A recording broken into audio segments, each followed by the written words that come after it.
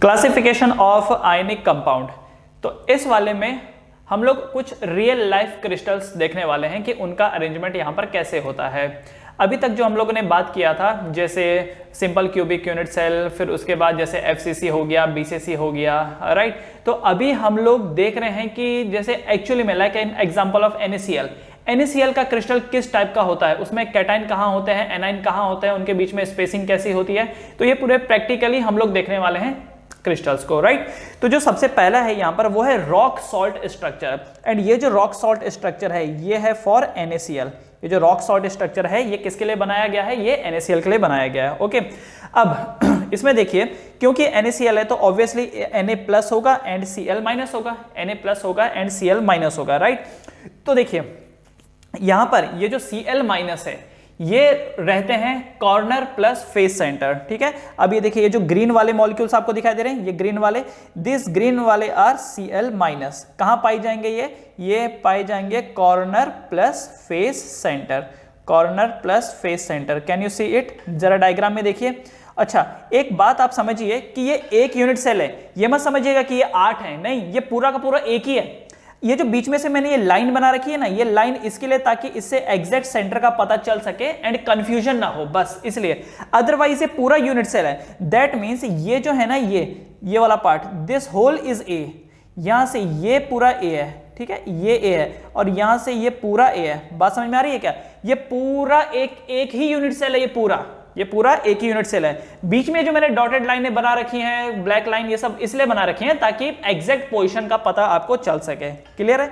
तो this one is full a unit cell. Now अब जरा देखते हैं तो क्या है पहला चीज कि जो क्लोरीन माइनस है वो कहां पर है, कॉर्नर प्लस फेस सेंटर में। तो देखिए क्या आठों के आठों कॉर्नर पे आपको ग्रीन दिखाई दे रहे हैं, क्या आठों के आठों पे आपको ग्रीन दिखाई दे रहे हैं, राइट, दिख रहे होंगे ग्रीन, ओके। दूसरी चीज यहां पर यह है कि ये जो है ना कौन, Na+, तो Na+ की जो पोजीशन है, Na+ मौजूद है, यहां पे मैं लिख देता हूं, Na+ मौजूद है इन द ऑक्टाहेड्रल वॉइड। कहां पर मौजूद है ये, all octahedral void, all octahedral void, ये ऑल ऑक्टाहेड्रल वॉइड में मौजूद है। जरा देखो, चेक करो कि क्या ये बात सही है, क्या ये बात यहां पर सही है कि वो ऑल ऑक्टाहेड्रल वॉइड में है। अच्छा यहां पर एक दो मॉलिक्यूल में जरा गलती हुई है, ये देखो ये है ना, ये येलो वाला है, this is the yellow one, okay. तो जरा देखो क्या येलो वाले आपको ऑक्टाहेड्रल वॉइड में दिखाई दे रहे हैं। ऑक्टाहेड्रल वॉइड कहां होते हैं, एक होता है एग्जैक्ट यूनिट सेल के सेंटर में, तो ये देखो क्या ये एग्जैक्ट यूनिट सेल के सेंटर में ये दिख रहा है, राइट। बाकी कहां होते हैं, एजेस में, तो ये देखिए सबसे राइट साइड ऊपर का एज यहां पर भी है, लेफ्ट साइड का एज ऊपर का यहां पर भी है, आगे की तरफ देखिए, पीछे की तरफ देखिए, तो 4 एज ऊपर है, क्या दिख रहे हैं आपको, क्या आपको दिख रहे हैं, 4 एज ऊपर है, क्या आपको दिख रहे हैं, यस। 4 एज नीचे हैं, क्या नीचे भी आपको दिखाई दे रहा है, कैन यू सी, यस, क्या आपको दिखाई दे रहा है, हाँ। क्या आपको साइड वाले एजेस में भी दिखाई दे रहे हैं, ये देखो जरा, ये 1, ये 2, ये 3, ये 4 साइड वाले में भी दिखाई दे रहे हैं, है ना। तो कुल मिलाकर के आपको Na+ दिखाई दे रहे होंगे ऑल ऑक्टाहेड्रल वॉइड में, ऑल ऑक्टाहेड्रल वॉइड में, सही है। तो अब जरा मुझे बताओ कि क्लोरीन माइनस कितने रहे होंगे, ये जो क्लोरीन माइनस है ये एक्चुअली कितने रहे होंगे। तो देखो ये जो क्लोरीन माइनस है, क्योंकि ये कॉर्नर पे हैं प्लस फेस सेंटर पे हैं, तो इस वजह से ये टोटल कितने रहे होंगे, 4 रहे होंगे, क्योंकि जब भी कोई चीज FCC में होती है, मतलब कि कॉर्नर प्लस फेस सेंटर में होता है, तो उसका कंट्रीब्यूशन कितना होता है, 4 का होता है। तो क्या यहां पर क्लोरीन 4 है, क्या यहां पर क्लोरीन 4 है। अगर इसको पूरा एक्सप्लेन करूं तो चलो मैं यहां पर लिख देता हूं, लेट्स से, चलो मैं यहां पर लिख देता हूं क्लोरीन माइनस, क्योंकि कॉर्नर पे है तो 8 कॉर्नर होते हैं इंटू 1/8 प्लस फेस सेंटर में तो 6 फेस इंटू 1/2, तो सॉल्व करने के बाद ये वैल्यू कितनी आ रही है, 4। मतलब इस यूनिट सेल में 4 क्लोरीन माइनस है। उसके बाद Na+ का देख लीजिए, Na+ यहां पर कितने हैं, how many Na+ are there. तो Na+ क्योंकि ऑल ऑक्टाहेड्रल वॉइड में है, तो ऑक्टाहेड्रल वॉइड कहां कहां होते हैं, एक होता है सेंटर में, तो सेंटर है इसका मतलब 1, एंड 12 एजेस होते हैं और हर एक एज का कंट्रीब्यूशन 1/4, तो सॉल्व करने के बाद 4 3 12, तो इसका मतलब ये भी कितना आ रहा है, ये भी 4 निकल के आ रहा है। तो मैं एक कंक्लूजन यहां से ये बोल सकता हूं कि therefore there are 4 NaCl molecule in a unit cell, ठीक है। तो ये जो स्ट्रक्चर है NaCl का, एक यूनिट सेल में 4 NaCl मॉलिक्यूल्स आपको दिखाई देंगे। ठीक है, एक यूनिट सेल के अंदर आपको 4 NaCl के मॉलिक्यूल्स दिखाई देंगे। करेक्ट, ये चीज आपको समझ में आ गई। Cl- कहां मौजूद है? कॉर्नर प्लस फेस सेंटर में, इसलिए 4। और बाकी कहां है? जो NaCl Na+ है वो कहां पर मौजूद है? Octahedral void. तो ऑल एक्ट्राहेड्रल वॉइड में कितने हैं? ये 4 होंगे, है ना। 1 + 12 × 1/4 that is 4. So there are 4 NaCl in a unit cell. There are 4 NaCl in a unit cell, right? अब बारी है कोऑर्डिनेशन नंबर की। तो कोऑर्डिनेशन नंबर ऑफ, ठीक है, कोऑर्डिनेशन नंबर ऑफ Na+ क्या होगा यहां पर? जरा बताइए, कोऑर्डिनेशन नंबर ऑफ Na+ क्या होगा? तो कोई सा भी एक Na+ ले लीजिए, कोई सा भी एक Na+ ले लीजिए। Na+ कहां है? ऑक्टाहेड्रल वॉइड में। चलो ये बीच वाला ही ले लो, ये लो, ये बीच वाला Na+ ही ले लो। इसको कितने Cl- ने घेरा है? इसको कितने Cl- ने घेरा है? एक ऊपर है, ये देखो, ये एक ऊपर है, एक नीचे है, एक राइट में है, एक लेफ्ट में है, एक आगे है और एक पीछे है। तो टोटल कितना हो गया? 6। तो यहां पर coordination number of Na+ is 6। What is the coordination number of Cl-? Cl- का कोऑर्डिनेशन नंबर क्या निकल के आएगा? वो भी 6 निकल के आएगा। जरा चेक करो, किसी भी Cl- को देख लो, किसी भी Cl- को देख लो। चलो इस वाले Cl- को देख लेते हैं। ये देखो, ये वाला जो Cl- है इसको देख लेते हैं। क्या ऊपर एक Na+ दिख रहा है? यस। क्या नीचे एक दिख रहा है? क्या आगे एक दिख रहा है? क्या पीछे दिख रहा है? क्या लेफ्ट में दिख रहा है? इसका मतलब क्या राइट में भी एक होगा, है कि नहीं? एक्चुअली ये तो एक यूनिट सेल है, ऐसे तो कितने सारे यूनिट सेल होंगे जो आपस में कनेक्टेड होंगे, है ना। तो ये जो Na+ है, सॉरी, ये जो Cl- है, तो एक ऊपर Na+, एक नीचे Na+, एक आगे Na+, एक पीछे Na+, एक लेफ्ट में Na+ और एक राइट में Na+। तो इस वजह से जो यहां पर कोऑर्डिनेशन नंबर निकल के आएगा, that will be also 6। So the coordination number of Na+ is 6, Cl- is 6। Correct. तो जो रेशियो है, क्या रेशियो निकल के आ रहा है यहां पर? 6:6 का रेशियो, यहां पर 6:6, मतलब कोऑर्डिनेशन नंबर का रेशियो 6:6। मतलब एक Na+ को 6 Cl- ने घेरा है और एक Cl- को 6 Na+ ने घेरा है। ठीक है, ओके। एक और चीज यहां पर, एक और चीज जरा देखिए, एक और चीज यहां पर देखिए कि ये जो यूनिट सेल है, ये जो यूनिट सेल है, अगर इसको हम लोग देखें ये वाला पार्ट, तो क्या ये A रिप्रेजेंट करता है? क्या this is representing A? And मुझे बताइए, क्या यहां पर आपको A = twice of radius of Na+ and radius of Cl-? क्या आपको ये दिख रहा है? कैन यू सी कि जो A है वो radius of sodium plus radius of chlorine, क्या आपको दिख रहा है? कैसे दिख रहा है? ये देखो, ये ऊपर मान लेते हैं कि ये सोडियम है, ठीक है, उससे जुड़ा हुआ कौन? क्लोरीन, उससे जुड़ा हुआ कौन? सोडियम। दिख रहा है? तो यहां पर नोट करो, ये रेडियस ऑफ सोडियम है, ये रेडियस ऑफ क्लोरीन है ना, ये रेडियस ऑफ क्लोरीन, ये radius of chlorine and again ये रेडियस ऑफ सोडियम। और ये जो पूरी लेंथ है, ये पूरी की पूरी लेंथ कितनी है? A है। तो इसलिए मैं बोल रहा हूं कि A = radius of 2 times radius of sodium plus radius of chlorine minus. क्या मैं ये बोल सकता हूं? क्या मैं ये बोल सकता हूं? आई थिंक सो आपको ये बात समझ में आ रही होगी। क्यों? क्योंकि देखो, एक Na+ है, फिर एक Cl-, फिर एक Na+, फिर एक Cl-, फिर एक Na+, Cl-। तो इस वजह से एक यूनिट सेल की लंबाई में 2 times radius of sodium plus आ रहा है and 2 times radius of chlorine minus आ रहा है। जरा देख लो डायग्राम को, राइट। ये तो दिखाने के लिए मैंने अलग अलग करके दिखा रखे हैं, अदरवाइज आप नोट करें तो ये सब आपस में जुड़े हुए हैं, ये सारे के सारे आपस में जुड़े हुए हैं। ठीक है, सो A = 2 times radius of Na+ plus radius of Cl-। Clear है ये चीज? ओके। तो ये जो स्ट्रक्चर है ना, ये जो स्ट्रक्चर है, ये और भी कई सारे मॉलिक्यूल्स में पाया जाता है, और भी कई सारे क्रिस्टल में पाया जाता है। जैसे ये पाया जाएगा लेट्स से KCl में, ये यहाँ पर KBr में, फिर उसके बाद RBF, RBI है ना, उसके बाद BeO, MgO एक्सेट्रा, कई सारे मॉलिक्यूल्स हैं, मतलब कई सारे क्रिस्टल हैं जिसमें ये स्ट्रक्चर पाया जाता है। ये जो पार्ट है ना, ये बहुत इंपॉर्टेंट है, ये कैलकुलेशन में यूज होगा, ये आपको ध्यान में रखना है। ठीक है, ये आपको ध्यान में रखना है। ये जो स्ट्रक्चर है, ये स्ट्रक्चर कैसा है? Rock salt structure. This structure is known as rock salt structure. अच्छा, एक सवाल आपके मन में आ रहा होगा कि सर आपने तो क्लोरीन को छोटा बना दिया। सर ये देखें ना, यहाँ पर तो आपने क्लोरीन को छोटा बना दिया, क्लोरीन तो बड़ा होता है। अरे क्या फर्क पड़ता है, क्या फर्क पड़ता है? अल्टीमेटली अरेंजमेंट तो इनका ऑल्टरनेटिव ही है ना। मतलब कहने का मतलब ये हो गया कि अगर आप एक को छोटा बनाओ, दूसरे को बड़ा बनाओ, फिर तीसरे को छोटा बनाओ, ये जो यहाँ की जो लेंथ है ये A निकल के आ रही है। अगेन यहाँ पर भी आप नोटिस करो तो radius of sodium radius of chlorine, radius of chlorine, radius of sodium. तो ए अगेन यहां पर क्या निकल गएगा, 2 times radius of Na plus radius of Cl-। तो देखो अगेन वही चीज निकल के आ रही है। क्लियर है? तो ये जो स्ट्रक्चर है इसको बोलते हैं हम लोग rock salt structure, rock salt structure. तो एग्जामिनेशन में देखो क्वेश्चन कैसे आता है, ये देखो क्वेश्चन है,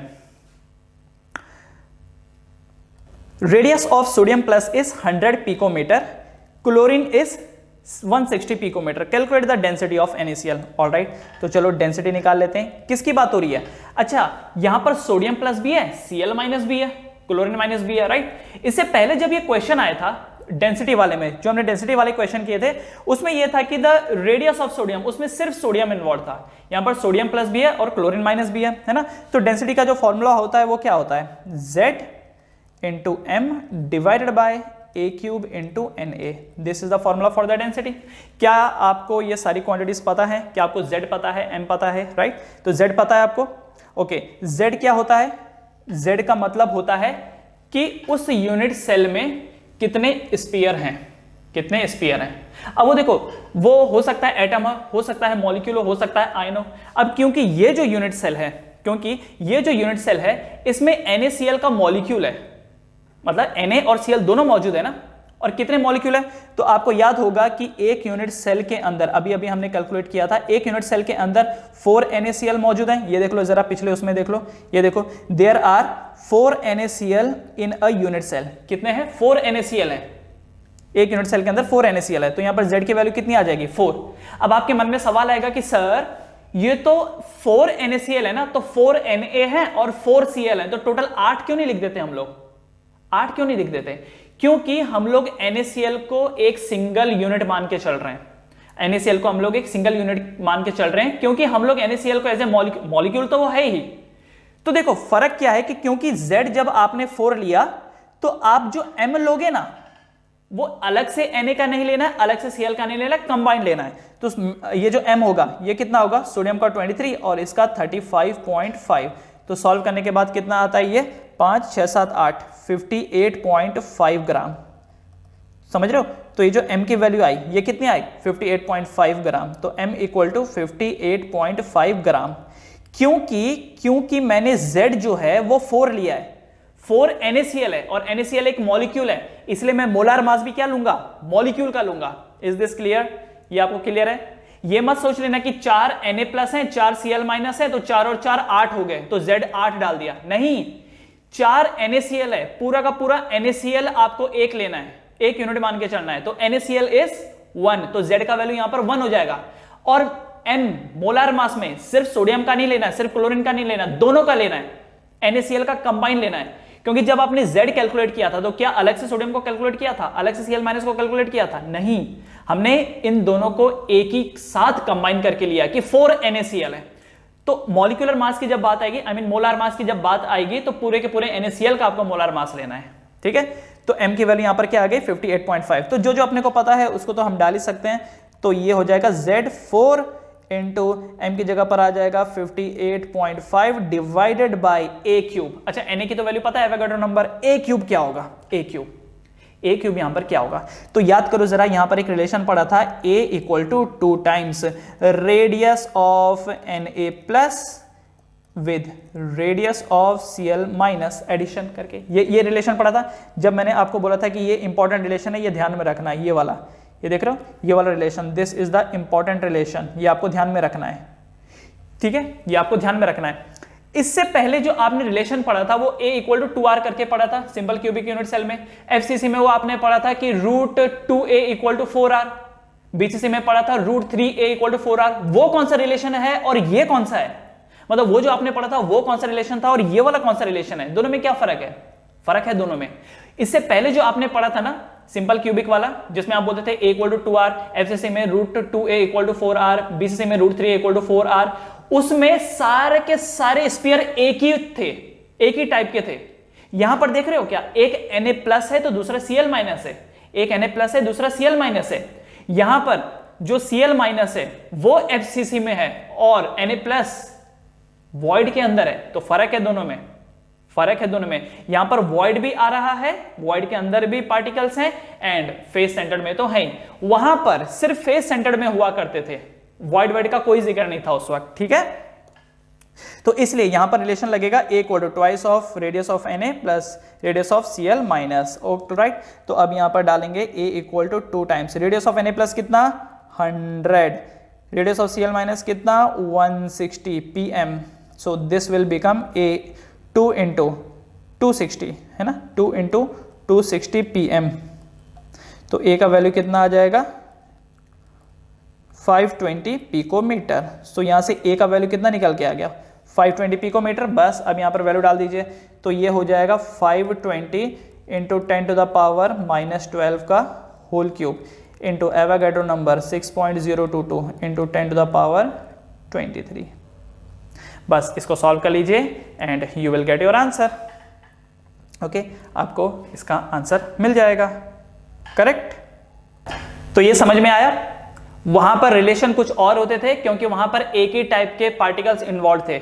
यहां पर 2 टाइप के पार्टिकल इन्वॉल्व हैं, कैटाइन और एनाइन दोनों। एक FCC ले रहा है तो दूसरा ऑक्टाहेड्रल वॉइड। तो यहां पर A का रिलेशन होगा twice of radius of cation plus radius of A9. वहां पर एक ही चीज था, A equal to 2R simple वाले में, FCC वाले में √2A equal to 4R and इस वाले में BCC वाले में √3A इक्वल टू 4R। लेकिन यहां पर वो किससे अलग हैं, क्लियर है ये चीज। Okay, so this was rock salt structure या फिर NaCl का स्ट्रक्चर या फिर FCC वाला बोल सकते हो, ठीक है। ये जो स्ट्रक्चर होता है ना, ये कैसा होता है, ये FCC टाइप का स्ट्रक्चर होता है। मतलब एक टाइप के जो आयंस होंगे वो FCC लेंगे तो बाकी वॉइड में आ जाएंगे, ठीक है ना।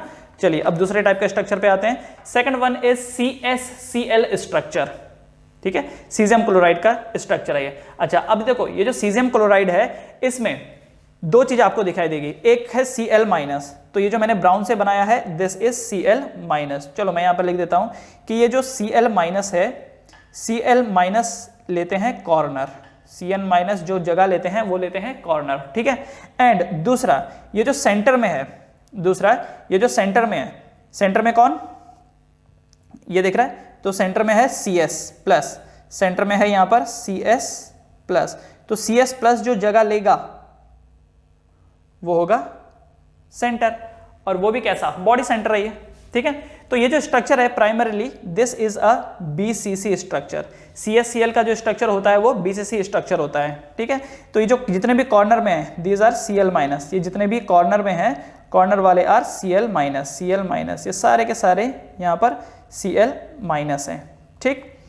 एंड ये जो सेंटर वाला है this one is Cs plus, ये जो सेंटर वाला है ये है Cs प्लस, क्लियर है।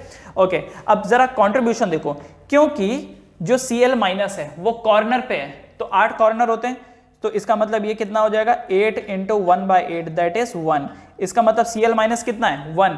और अगर Cs प्लस का देखो तो जो सेंटर वाला होता है वो एक ही होता है और उसका कंट्रीब्यूशन भी एक ही होता है। तो क्या मैं यहां पर ये बोल सकता हूं कि there are 1 CsCl in a unit cell, एक ही CsCl है एक यूनिट सेल में। पिछले वाले में कैसा था 4 NaCl था एक यूनिट सेल में, यहां पर एक ही CsCl है इन अ यूनिट सेल, ठीक है।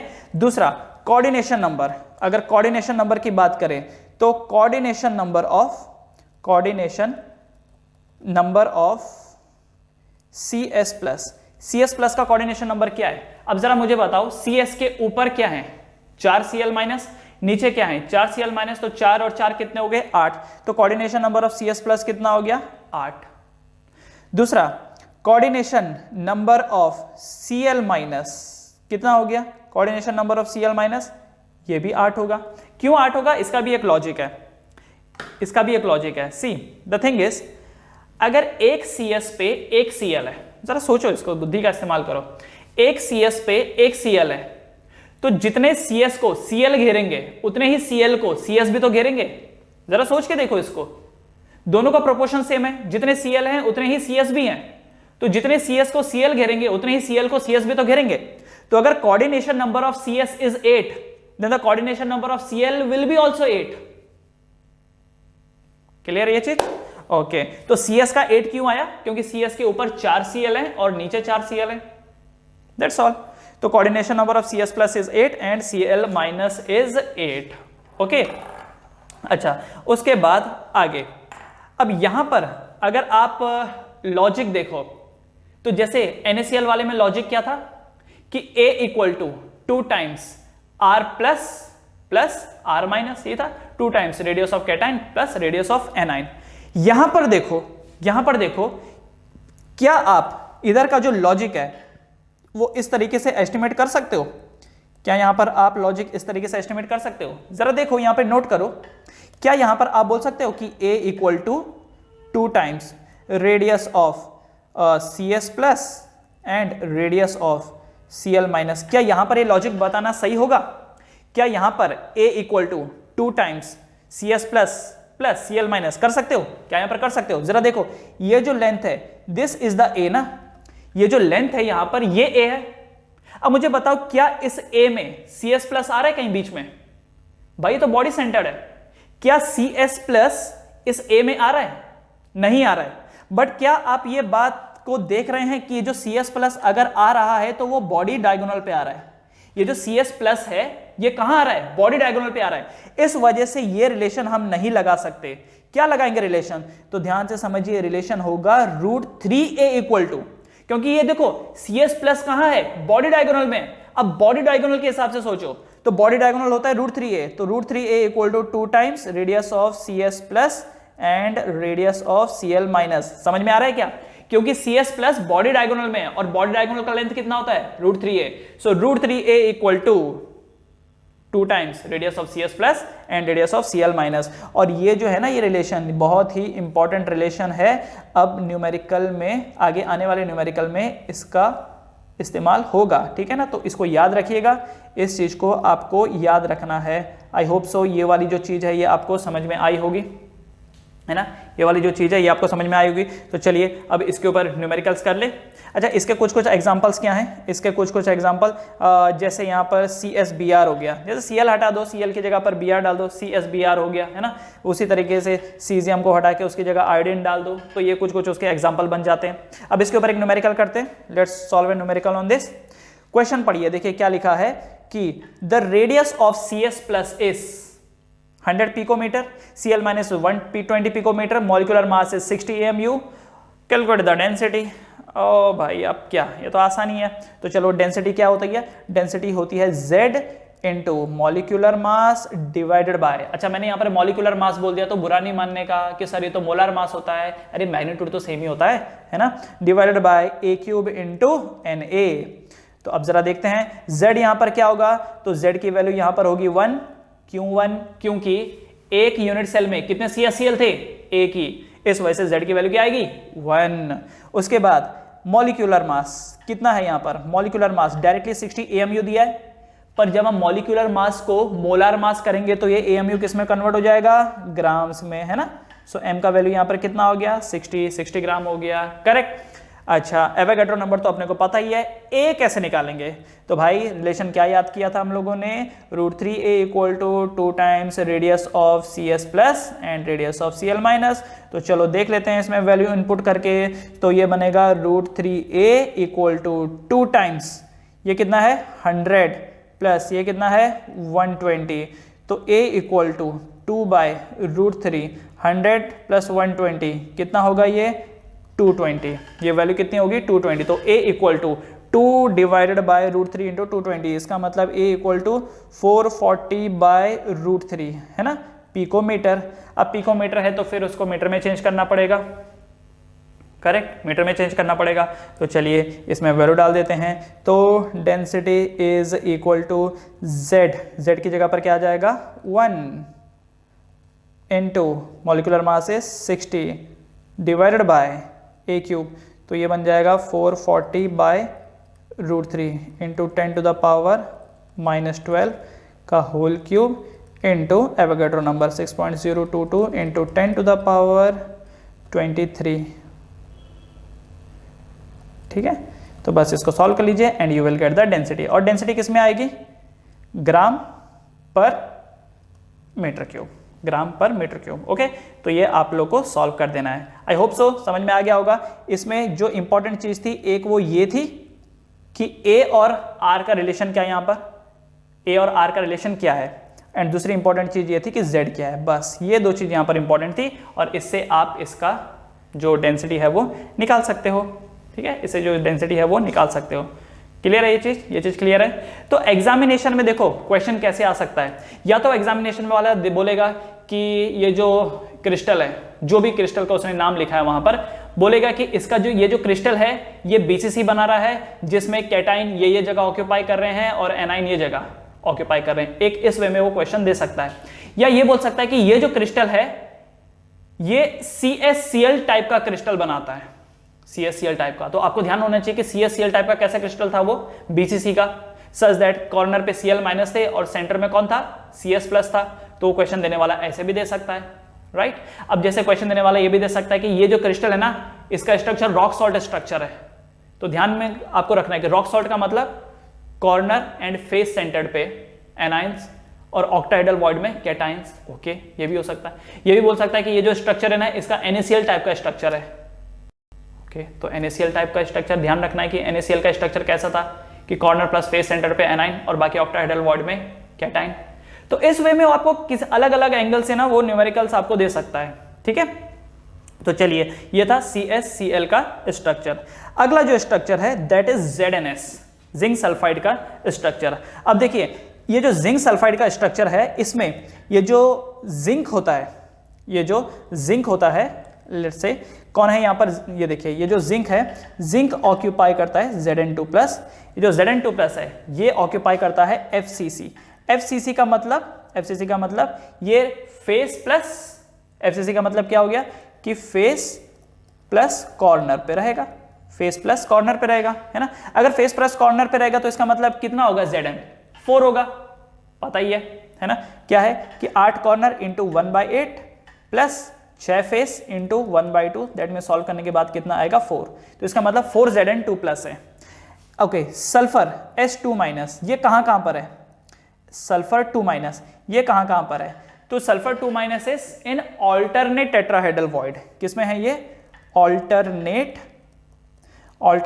Tetrahedral void, alternate tetrahedral void.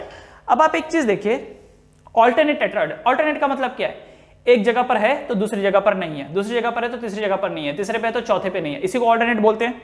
अब नोट करिए जरा यहां पर, ये जो यूनिट सेल है ये पूरा का पूरा एक यूनिट सेल है, और ये जो लेंथ है दिस लेंथ इज A, यहां से ये वाली जो लेंथ है ये भी A है, यहां से ये जो लेंथ है ये भी A है, ये पूरा का पूरा एक यूनिट सेल है। इस यूनिट सेल के अंदर आपको 4 छोटे बॉक्सेस दिखाई दे रहे होंगे, दिख रहा है क्या, ये एक बॉक्स हो गया, ये एक पीछे उसका एक बॉक्स, ये एक बॉक्स हो गया और ये एक बॉक्स। तो 4 बॉक्स ऊपर और 4 बॉक्स नीचे, दिख रहा है, 4 बॉक्स ऊपर 4 बॉक्स नीचे, you can see it right.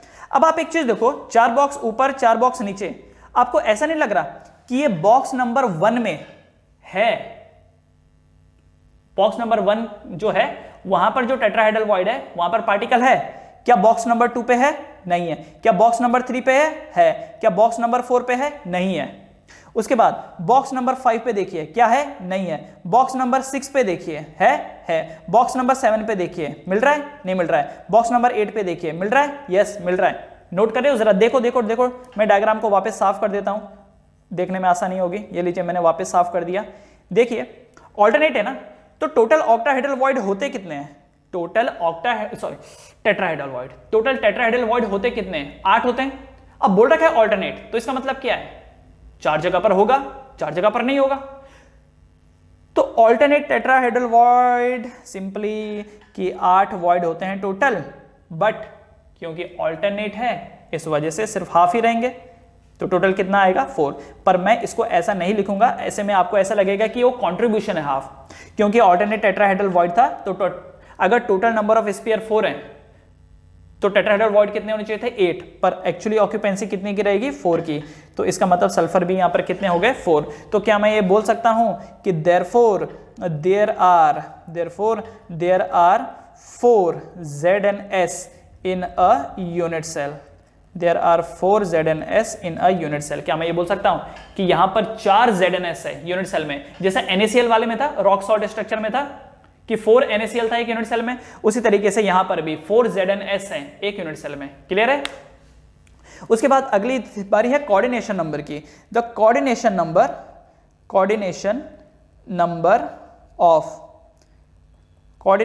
Of Zn2+, coordination number of दूसरा कौन है, सल्फर 2 माइनस। Zn2+ का कोऑर्डिनेशन नंबर क्या है एंड सल्फर 2 माइनस का कोऑर्डिनेशन नंबर क्या है? तो क्या है जरा नोट करिए क्या है।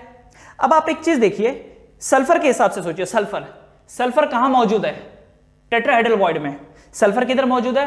टेट्राहेड्रल वॉइड में। टेट्राहेड्रल वॉइड के आसपास कितने पार्टिकल होते हैं? 4। भाई टेट्राहेड्रल वॉइड बनता कैसे है? इसके बीच में ये देखो, ये टेट्राहेड्रल वॉइड है, इसके बीच में ये बना कैसे? टेट्राहेड्रल, अगर कोई पार्टिकल टेट्राहेड्रल वॉइड में है तो उसको कितने स्फीयर टच कर रहे हैं? 4, है कि नहीं? अगर कोई चीज टेट्राहेड्रल वॉइड में है उसको कितने स्फीयर टच कर रहे हैं? 4 स्फीयर टच कर रहे हैं। इसीलिए सल्फर आयन का जो कोऑर्डिनेशन नंबर होगा वो कितना होगा? 4 होगा। ठीक है, अगर सल्फर का 4 है तो जिंक का भी तो 4 ही होगा। वाई? क्योंकि 4 Zns है, 4 Zn है तो 4 सल्फर भी तो है। अगर 4 Zn है तो 4 सल्फर है, तो जितने Zn को सल्फर घेरेगा उतने ही सल्फर को Zn भी तो घेरेगा।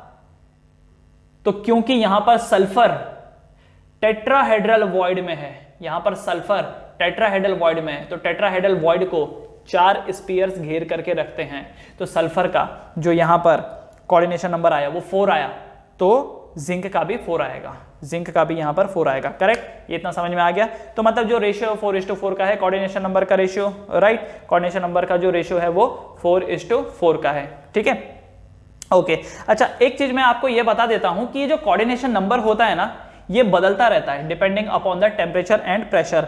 अगर यहां पर लिख देता हूं मैं ये चीज, ये जो कोऑर्डिनेशन नंबर होता है ना, coordination number depends on temperature and pressure. अगर प्रेशर बढ़ाओगे तो कोऑर्डिनेशन नंबर बढ़ता है, और अगर टेम्परेचर बढ़ाओगे तो कोऑर्डिनेशन नंबर घटता है। कैसे भाई? अगर आप प्रेशर बढ़ाओगे तो पार्टिकल और पास आएंगे। सी, एटम्स का कोई फिक्स बाउंड्री नहीं होता है। जैसे देखो ये है, इसका फिक्स बाउंड्री पता है अपने को कि ये देखो यही फिक्स बाउंड्री है। एटम्स का कोई फिक्स बाउंड्री होता नहीं है। तो अगर आप कंप्रेस करोगे तो जो कोऑर्डिनेशन नंबर है वो बढ़ जाता है। अगर आप टेम्परेचर बढ़ाओगे तो पार्टिकल एक दूसरे से दूर दूर चले जाएंगे, तो जो एक दूसरे से टच हो रहे थे अब वो टच नहीं हो पाएंगे उतना, और अगर टच नहीं हो पाएंगे तो जो कोऑर्डिनेशन नंबर है वो घट जाएगा। क्लियर है? तो प्रेशर बढ़ाने से जो कोऑर्डिनेशन नंबर है वो बढ़ जाता है, एंड टेम्परेचर बढ़ाने से जो कोऑर्डिनेशन नंबर है वो घट जाता है। जैसे एक एग्जांपल के लिए मान लीजिए, जैसे NaCl है, ठीक है ना, एक NaCl है, तो NaCl का जो नॉर्मल कोऑर्डिनेशन नंबर होता है वो 6:6 होता है। अभी हम लोगों ने देखा था 6:6। लेकिन जब आप प्रेशर बढ़ाते हो तो इसी NaCl का जो कोऑर्डिनेशन नंबर है वो 8:8 हो जाता है। कब? जब आप प्रेशर को इंक्रीज करते हो तो कोऑर्डिनेशन नंबर 8:8 हो जाता है। ठीक है? एंड अगर आप टेम्परेचर बढ़ाते हो, लेट्स से कि आपने टेम्परेचर बढ़ाया, तो टेम्परेचर बढ़ाने से जो कोऑर्डिनेशन नंबर है, अगर आप यहां पर टेम्परेचर बढ़ाएंगे तो NaCl का कोऑर्डिनेशन नंबर 6:6 से 4:4 चला जाता है व्हेन यू इंक्रीज टेम्परेचर, जब आप टेम्परेचर को इंक्रीज करते हैं। ठीक है? जब आप टेम्परेचर को इंक्रीज करते हैं तो कोऑर्डिनेशन नंबर क्या हो जाता है? घट जाता है। ठीक है? कोऑर्डिनेशन नंबर घट जाता है। एक और चीज पे डिपेंड करता है कोऑर्डिनेशन नंबर, एक और चीज पे डिपेंड करता है, दैट इज तीसरी चीज, inversely proportional to, coordination number is inversely proportional to the atomic ratio. Atomic ratio, अब एटॉमिक रेशियो सुनिएगा ध्यान से। एटॉमिक रेशियो जितना ज्यादा होगा कोऑर्डिनेशन नंबर उतना ही घटता जाएगा, उतना ही वो घटेगा। कैसे घटेगा इसको हम अगले एग्जांपल से समझते हैं। तो ये हो गया ZnS का स्ट्रक्चर। ZnS का याद रखना ये स्ट्रक्चर कि Zn कहां होगा एंड सल्फर कहां होगा, क्योंकि क्वेश्चन देने वाला बोलेगा कि ये जो क्रिस्टल है इसका स्ट्रक्चर ZnS टाइप का है, तो Zn कहां पर है एंड दूसरा सल्फर कहां पर है, तो ये ध्यान रखना आपके लिए जरूरी है। अगला वाला जो स्ट्रक्चर है दैट इज CaF2 वाला स्ट्रक्चर। ओके, अभी जो CaF2 है इसमें ये जो Ca2+ है ना, ये जो Ca2+ है, ये Ca2+ होता है FCC में। FCC का मतलब क्या हो गया? Corner plus face. ठीक है, ये कहां पर हो गया? Corner plus face. क्योंकि कॉर्नर प्लस फेस है तो कितना होगा? ये देखो 8 × 1/8 प्लस हाफ इंटू हाफ नहीं sorry plus 6 into half, 6 into half, तो सॉल्व करने के बाद ये कितना आएगा 4 आएगा। ये तो अच्छे से रट्टा हो गया होगा कि FCC में 4 होते हैं, है ना, तो ये Ca2+ हो गया। दूसरा अगर F की बात करें हम लोग F, तो F1 माइनस कहाँ होता है, ऑल टेट्राहेड्रल वॉइड, कहाँ पर होता है, ऑल टेट्राहेड्रल वॉइड।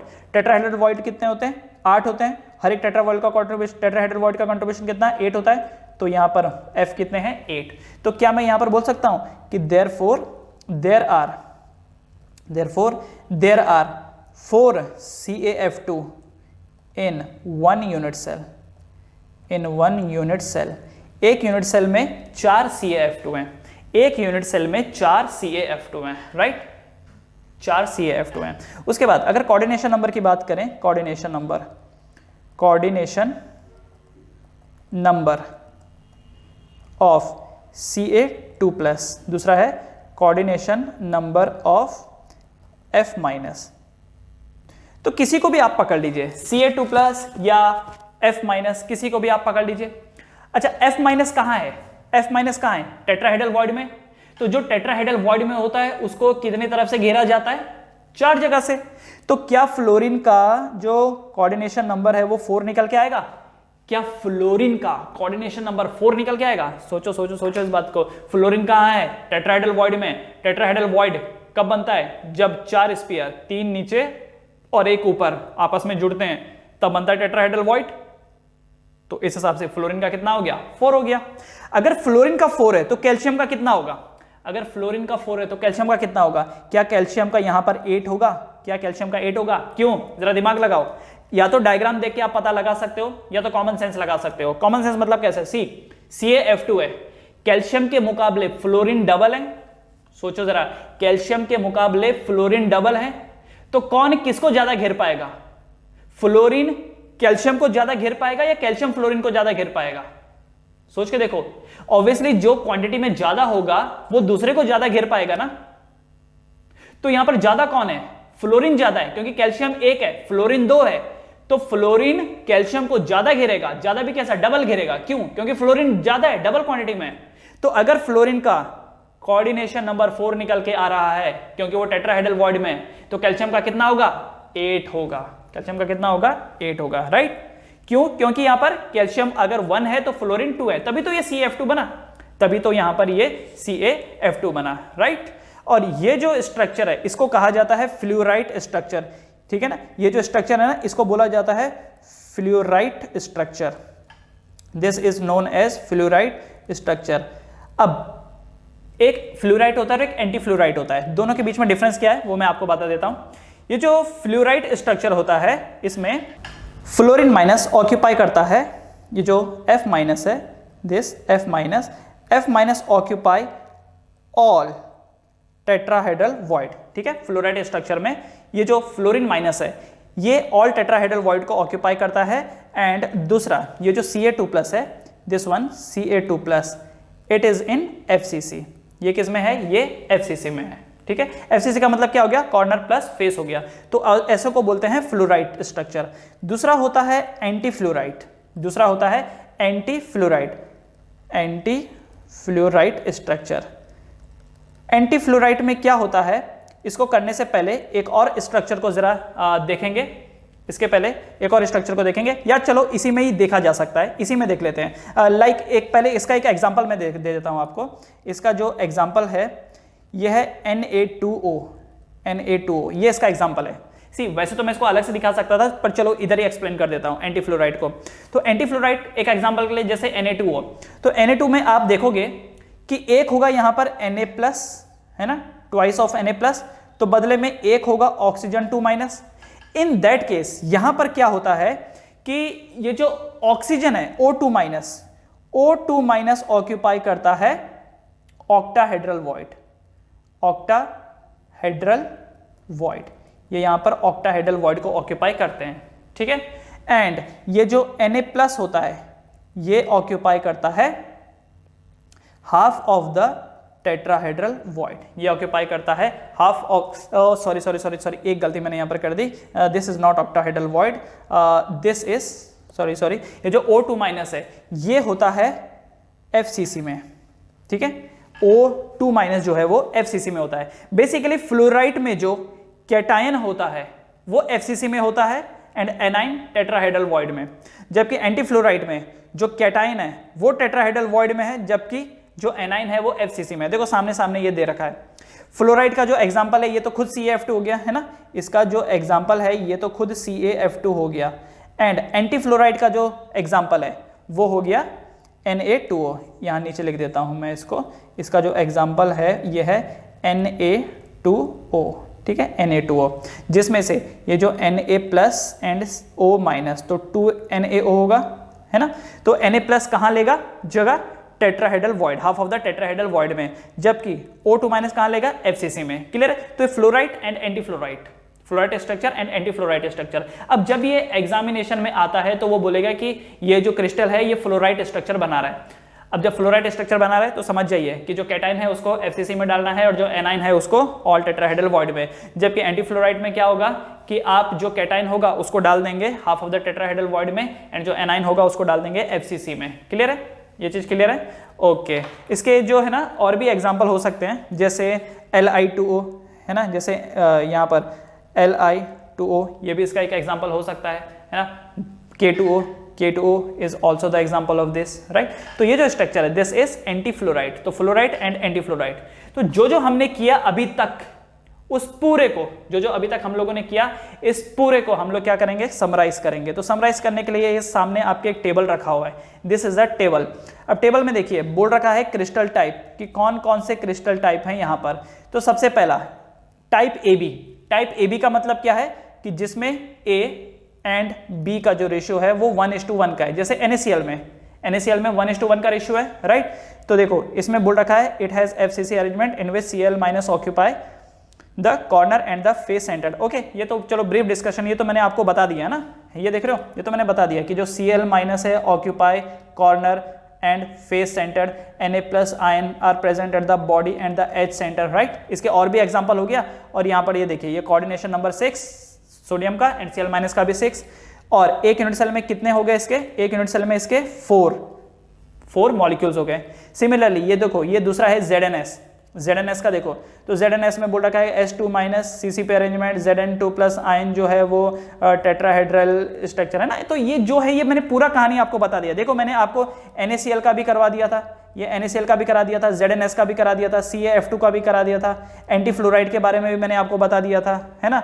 उसके बाद CaCl का भी करा दिया था। तो जो मैंने कराया है ये उसका एक फाइनल कंक्लूजन आप इसको बोल सकते हो। तो एक बार इस चार्ट को पढ़ो समझो, तो जो भी अब हम लोगों ने किया था अभी तक, क्या NaCl रॉक सॉल्ट स्ट्रक्चर, उसके बाद वो जो सेकंड वाला किया था हम लोगों ने ZNS का स्ट्रक्चर, CF2 का स्ट्रक्चर, CaCl का स्ट्रक्चर, तो सारे उसमें शामिल हैं।